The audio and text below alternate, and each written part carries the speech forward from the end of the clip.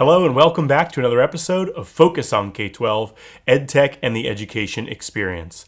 I'm your host, Doug Konopelko, Education Strategist at CDWG. Today, I talk to Chris Aviles, a teacher and the founder of the Garden State Esports League. He walks us through the 4 Cs of scholastic K-12 esports. Let's dive in. My name is Chris Aviles. I am a STEM teacher here in New Jersey. A few years ago, I started the first middle school esports team in the country. After a couple years, I decided that I wanted to help other schools in New Jersey start their own esports journey. So I founded a nonprofit called Garden State Esports. We are a scholastic esports league that schools can join to compete against each other. And then we do our best to educate schools and students about esports and all the good stuff in it. Perfect. So, obviously esports is really I think that's still the infancy stages, right? Really at the beginning of its growth. And folks are always looking for some tips as to when they're getting started.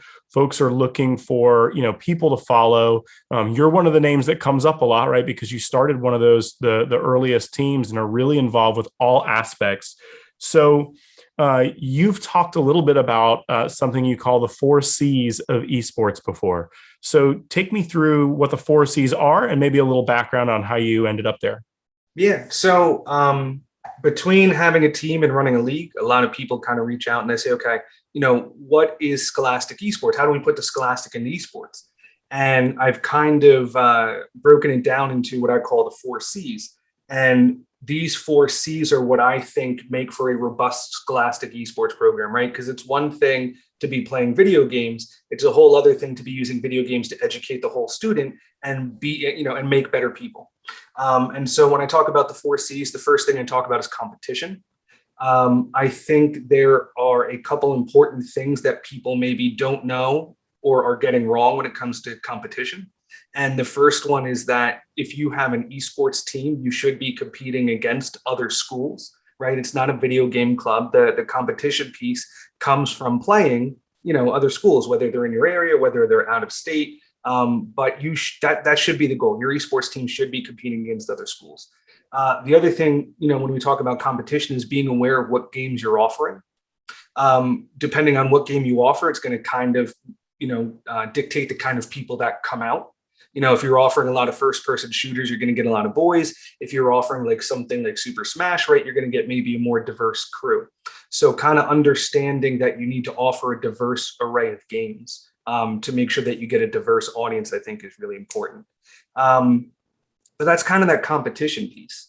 So once you have the games and once you have the kids coming out and you're competing against other schools, I start to talk a lot about character development. And that is because video games, esports is a fantastic analog for traditional sports. I've, wrestled and played football my entire life, and I've coached varsity sports here in New Jersey for the last, 15 years or so.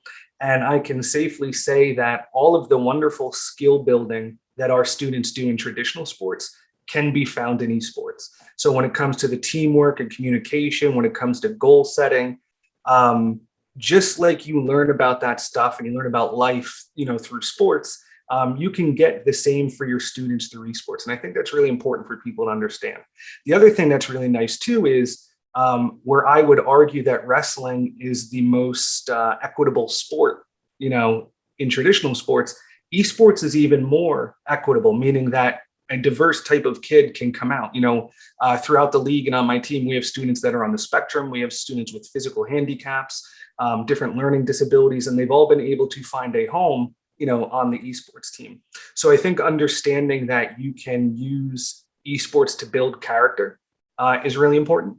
Well, I think a good point too, Chris, is that, as we're going through this second C here, right? The character development is not only just because it's inclusive, right, for those students who may not be able to participate in something else, but also for the students who are participating who maybe we'll call towards the middle, right? Our kids who traditionally might be involved in other activities. It also gives them exposure to, being in a more inclusive community. Absolutely. Right. So when we look at, even classes, right, and the way that we have classes laid out, with leveling in some schools, a lot of our students are around the same kids all day, every day for most of their school career. Right. So if they're able to participate in an activity that's more inclusive, not only is that phenomenal for the students who get to participate, but it's great for those students who build another new community, because that helps build that character, right? 100%. And it's interesting too, because what we're seeing, again, Garden State Esports, we have about 120 school districts. We have about a quarter of the schools in the state in our league. And what we're seeing is students are not giving up soccer. They're not giving up football to come join the esports team. And that's leaving a bigger opening for students who, sometimes don't have what we call that homeschool connection, right? So a lot of the kids that we're seeing come out for esports, this is the first time they're ever becoming part of a team. A lot of them leave with a new friend group, like you said, because they're socializing in an affinity group that maybe they haven't been part of. Because, I think sometimes that stereotype of, the gamer being alone in his basement gets overblown. But I also think that this is a great way for kids to find students in school who play the same game as them, and maybe they didn't know. And now they can, my kids always, we play our titles, for our esports team together in school. But then my kids often go home now and they're playing with kids on the esports team for fun, other games and stuff like that. So I 100% agree that it's a great way to promote inclusivity, which kind of leads into that third C, which is community development. If character building is about building better people, right? Community development is, now that we have better people, how do we all kind of work together to make everything kind of better? And so some of the unique things we're doing through Garden State Esports is we have a social emotional learning curriculum called EPIC. And EPIC is a way to infuse SEL into your esports practices. And part of what we're infusing when it comes to, kind of developing this community, and it's something that we're doing some studies with Rutgers on, is, it's one thing to tell kids that they need to create a safe and inclusive space for everybody. And, you write the team charter, you do the team rules, you put it up on the, wall of the room that you play in at school. And, we have the code of conduct for Garden State Esports. And that's really easy, right? It's really easy to do that stuff. Important, but easy. Where it gets difficult is, how do we help kids learn to navigate spaces where somebody's not being inclusive, where somebody's being toxic, as they say. And so one thing that we're using through EPIC in Garden State Esports is we're doing bystander intervention training. We see this in schools with bullying, and we are taking, those best practices and we're applying it to esports, right? When somebody is using hate speech or something like that during a match, even if they're on your team, or commonly, what I see as a middle school coach is a friend will have to stand up to a friend who's trying to be funny, but not in a way that's very cool, So how do we empower these kids to be able to stand up to somebody, when they are not honoring that safe, inclusive space, team agreement that they signed? And I think we've seen a lot important. of this. We've seen a lot of this too, like in the industry, Mhm. right, where those conversations are happening. And so, if we're able to start these conversations, right, with programs like Epic through Garden State Esports, right, that starts to build that, to use your words, right, that community building, and building a better community for esports and gaming in general, right, from the bottom up.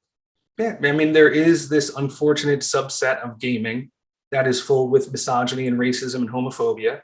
And that's from the forums to in the game. And as we're seeing in the news, at the developers of these titles. If we can help change the culture so that everybody feels included. And when somebody is not acting like they should, people are standing up and not tolerating it.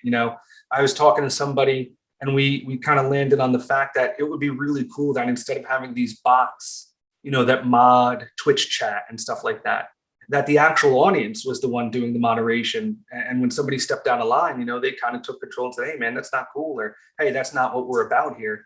And I think that starts, like a lot of things, through education. I know, having played traditional sports, that's where I learned a lot about how to be part of a team, and how to take care of each other. And even if you're not from the same friend group or something like that, you're on the same team, and that means you're part of the same family. And, this is how we treat family. So I think that we as educators can do a lot of good when it comes to changing that culture for the better, by bringing esports into the schools. Because uh, if you think about it, I guess it's one thing to leave a kid alone in front of a TV. It's something totally else to leave a kid alone in the room with the internet.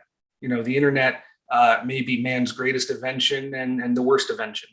And I think that a lot of these kids are being subjected to, I guess we'll say, incidents that nobody's prepared them for. I shared with you a little while ago, Doug, is, I'm Puerto Rican, and my in-game name, that I play on is in Spanish. And without a doubt, at least once every play session, somebody unmutes and says some horrible racist stuff to me because I missed a shot or something like that. And so how do we make the community better where when they get angry, they don't go to the darkest, deepest, most horrible places and call each other names? And, we keep out that homophobia and misogyny that we see so often. And I think that is a really important goal for esports programs, right? If you're not making a better community, if you're not making a safer, inclusive community where everybody feels at home and welcomed, you're not doing scholastic esports right. Yeah. So I think two things are probably important there, right? One is that this is definitely still a subset, right? This is not the majority of play, right? As a new esports program, this isn't going to be something that, every single time you sit down, you're going to be having the same, conversation over and over. It's not going to be every kid on your team. It's not every game, right? This is a subset that we're talking about. Mm-hmm. And I think the second thing is that just like, when I was in the classroom and a lot of teachers would say like, oh, if you want to do better classroom management, do X, do Y, like all these simple things. But really it came down to just talking about what was going on, when it was going on in like an honest and open way. And when you set those expectations for your team, especially, right? So, you as Chris Aviles, the coach, when you're having that conversation with your team, if that has expanded to Garden State Esports and all of the coaches are having that conversation with their team, and you're doing it in those little groups, right? Then it becomes, a message that's really widely known and accepted within the league. Because when you're in the esports league, you're playing other schools. You're not playing, a random troll on the internet halfway across the world. Right. So it's important that we also make that known, because I think that's probably a misconception for folks who are starting a new program. Yeah, I mean, and really to put some numbers on it for you is in the last 2 years with Garden State Esports, we've had thousands of matches. We've only had 3 incidents where somebody just said something rude in the chat, and it was cursing. You know what I mean? It wasn't anything that got into that racism and homophobia and misogyny. And then I can tell you from the anecdotes that I've experienced and what people have told me, a lot of times these kids are repeating things that older brothers and sisters have said, or their favorite streamer has said. And a lot of times a little education about why what they're saying is wrong, or why that meme that they're sharing, is offensive, is enough to make a kid go, oh, I didn't want to do that. That's not who I am. And so I think you're 100% right. I think it's a rare occurrence, but I think it's important nonetheless to make sure that we are educating as many people as possible. So yeah, and I think again, esports in education with coaches as role models and bringing it into the light, is a great way to make sure that we have a wonderful community. Sure. So Chris, we've got competition, character development, community building. Yes. What's our fourth C? Right. Take us home. Your last one is career and technical education. A lot of students may believe that they're going to be pro gamers, but the reality is they're probably not going to be. But on the other hand is you can't be serious about STEM without being serious about esports, because this is where most of those STEM jobs are going to be, right? Esports is one of the fastest growing industries in the world. It is full of STEM jobs and traditional jobs as well. But esports is a fantastic way to give kids hands-on experience, right? With career and technical education, those jobs, right, that make pro gamers jobs possible. And then it's also a great way to educate kids about the career opportunities and pathways that they need to get there, right? So for the first part, one thing that we do through Garden State Esports is we encourage every team to create what we call the team behind the team.